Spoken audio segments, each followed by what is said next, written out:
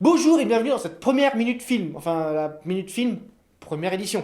Hein, vous avez compris, bah ouais, Damien, c'est ma chambrée parce que je faisais pas beaucoup de vidéos en ce moment sur la web télé, donc je me lâche là du coup. Donc après minute lecture, minute film. Ça devrait vraiment vous surprendre parce que vous sachiez pas que je sache lire, c'était quelque chose, mais vous savez que je sais regarder des films. Hein. On a beaucoup parlé du cinéma.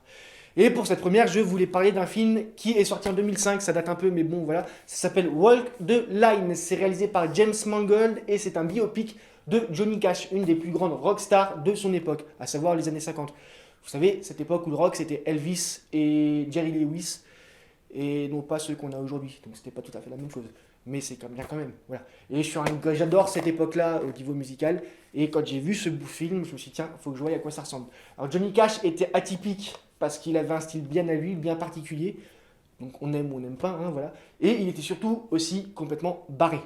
Voilà, c'était un cas à part, il était dans son monde, dans son univers, mais il est génial. Le film est excellent, ça retrace bien son histoire, notamment la partie où Johnny force sa maison de disques à éditer, à publier un live enregistré en direct dans la prison de Folsom, qui est devenu un des plus grands succès de l'histoire de la musique américaine. Voilà. Au casting de ce film, on retrouve Joaquin Phoenix, que vous avez pu voir notamment récemment dans Le Joker, la dernière adaptation du personnage au cinéma.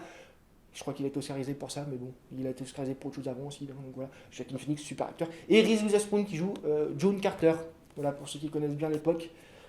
C'était une grande musicienne aussi, chanteuse surtout, et actrice un petit peu aussi. Voilà. Bref, le film est excellent. James Mangold, notamment, lui doit Logan, plus récemment, hein, entre autres. Voilà. Le film est énorme. Moi, j'ai kiffé. La bande-son est géniale. Et si vous ne connaissez pas le personnage qui est Johnny Cash, je vous conseille de voir ce film. Je pense que vous découvrirez un personnage étonnant et une musique étonnante aussi, mais franchement sympathique. Sur ces bonnes paroles, on se retrouve bientôt pour parler d'un nouveau film, ou d'un nouveau livre, ou d'un nouveau quelque chose, je sais pas, on verra bien. Voilà, en tout cas on parlera de quelque chose. Bon allez, salut et à la prochaine.